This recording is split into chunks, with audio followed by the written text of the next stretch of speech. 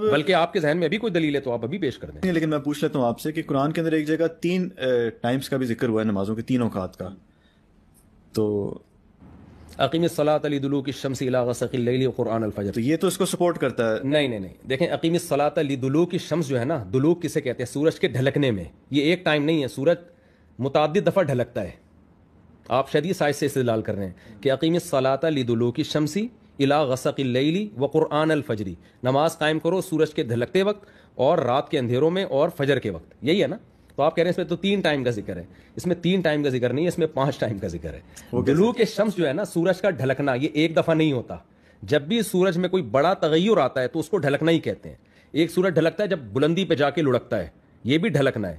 پھر 45 ڈگری کے زاویے پر جب آتا ہے تو یہ بھی ڈھلکنا ہے. پھر جب سورج بالکل ڈوب جاتا ہے تو یہ بھی ڈھلکنا ہے. تو اس لیے تمام مفسرین یہی تشریح کرتے ہیں کہ اس میں 5 نمازیں آ گئی ہیں. کسی نے بھی نہیں کہا کہ یہ 3 نمازوں کا ٹائم بیان ہو رہا ہے. تو سب مفسرین. اور پھر حدیث جبریل کا آپ کیا کریں گے, جس میں حضرت جبریل السلام نے آ کے الگ الگ نماز کا ٹائم بتایا. اس میں تو جبریل نے یہ نہیں کہا کہ یا رسول اللہ یہ سفر کا ٹائم, میں حضر کا ٹائم بتا رہا ہوں, یہ سفر کا ٹائم نہیں بتا رہا میں. تو حضرت جبریل نے 2 دن نماز پڑھائی ہے, اس میں ہر نماز کا ایک الگ ٹائم بتایا. اس میں حضرت جبریل نے یہ فرق نہیں کیا کہ یہ سفر کا ٹائم نہیں ہے, یہ حضر کا ٹائم ہے. اور ایک اہم ترین بات یہ کہ سفر میں ہمیں جب ایک دفعہ چھوٹ دے دی گئی کہ 2 پڑھو گے, تو عقل کیا کہتی ہے یہ چھوٹ کیوں دی گئی ہے؟ تاکہ ہمارے پاس نماز کو اپنے ٹائم سے ڈیلے کرنے کا آپشن ختم ہو جائے. اسی لیے چھوٹ دی جاتی ہے نا. جب آپ ایک طرف سے سختی کرتے ہیں دوسری طرف سے چھوٹ دیتے ہیں. تو ایک طرف سے سختی اسلام نے یہ کی ہے کہ نماز قضا کسی قیمت پہ نہیں کر سکتے, تو دوسری طرف سے چھوٹ سفر میں یہ دی ہے کہ سفر میں حرج ہوتا ہے تو 4 کی 2 کر دی ہے.